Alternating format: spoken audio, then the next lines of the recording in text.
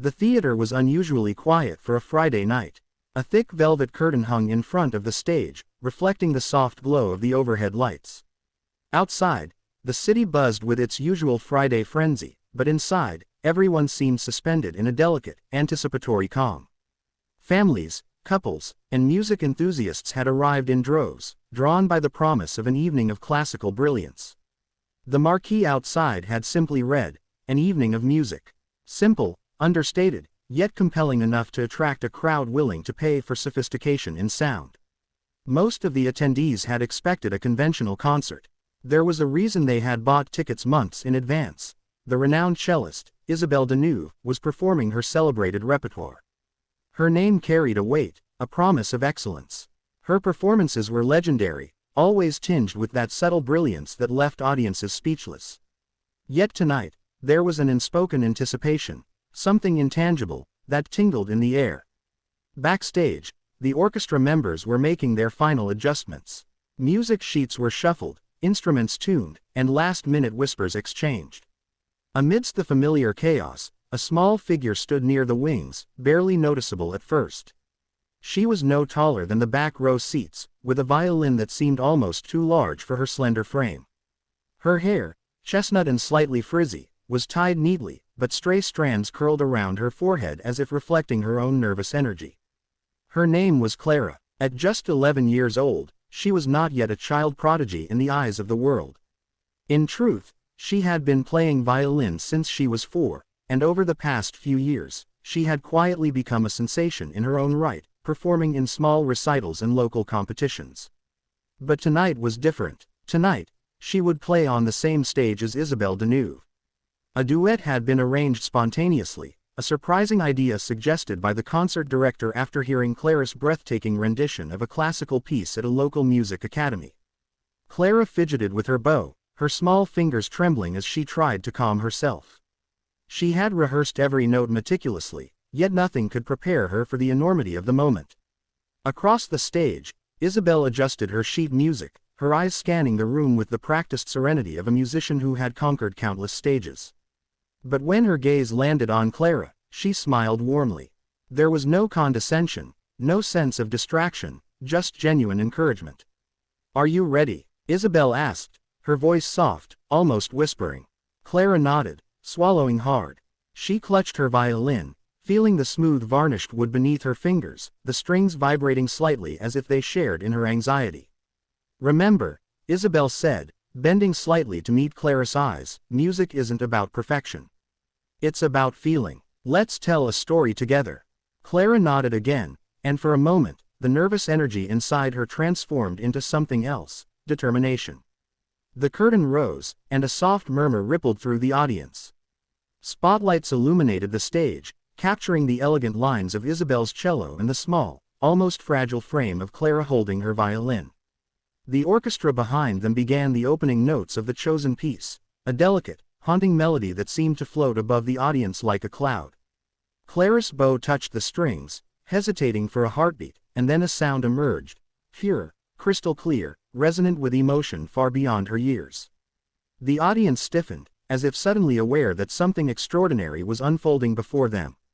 Isabelle's cello joined in, a deep, rich resonance that seemed to embrace Clara's high, nimble notes. At first, the duet was tentative, almost conversational. Clara followed Isabelle's lead, her notes dancing in harmony with the sweeping arcs of the cello. But as the music progressed, a subtle shift occurred. Clara began to play with confidence, her bow moving with a grace that seemed to transcend her age. Each note she struck shimmered with clarity and emotion, pulling the audience deeper into the performance. Whispers started circulating in the back rows. "As that, a child?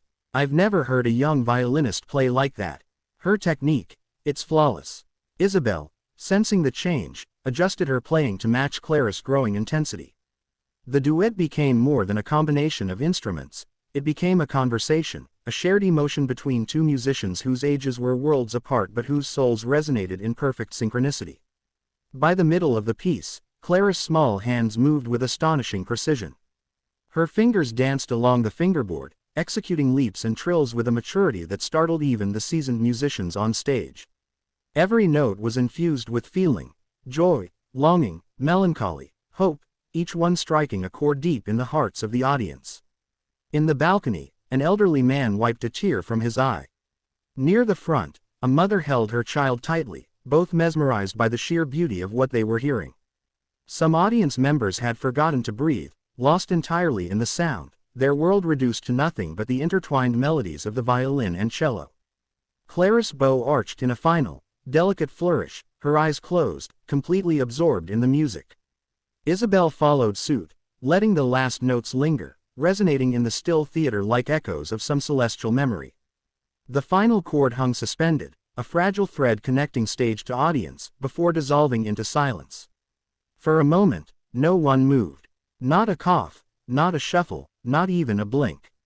Then the applause erupted, slowly at first, tentative, as if the audience feared breaking the spell. But then it grew, roaring and thunderous, filling every corner of the theater with a wave of admiration and awe. People stood, clapping with every ounce of strength they had, some whistling, some sobbing quietly. Clara opened her eyes, stunned by the overwhelming response.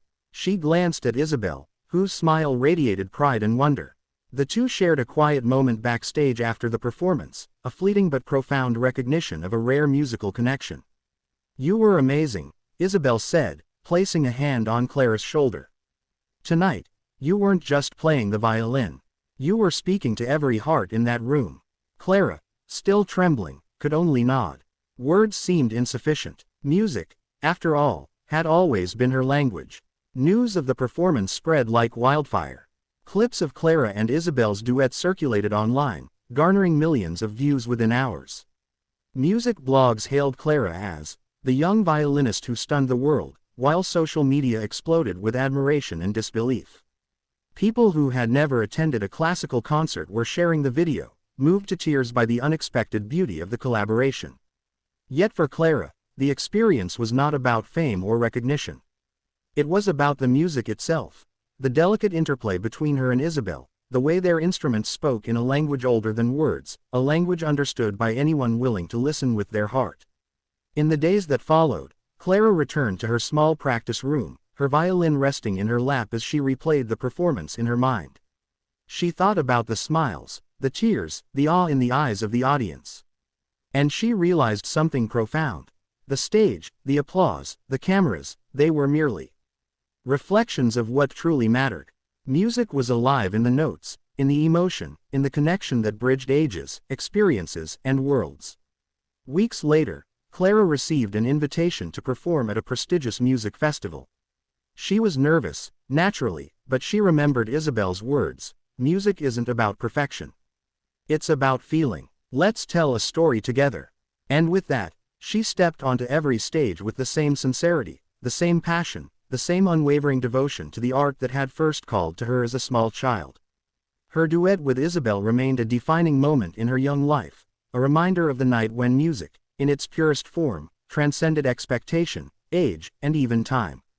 And every time she played, she carried that memory forward, letting the notes speak for themselves, letting them weave the stories that words could never capture. Nobody was ready for that beautiful duet. The audience certainly wasn't. But for those who had witnessed it, for those who had felt the music seep into their souls, it became unforgettable, a night when a young violinist reminded the world of the magic that still exists, waiting to be heard, waiting to be felt, waiting to move us all.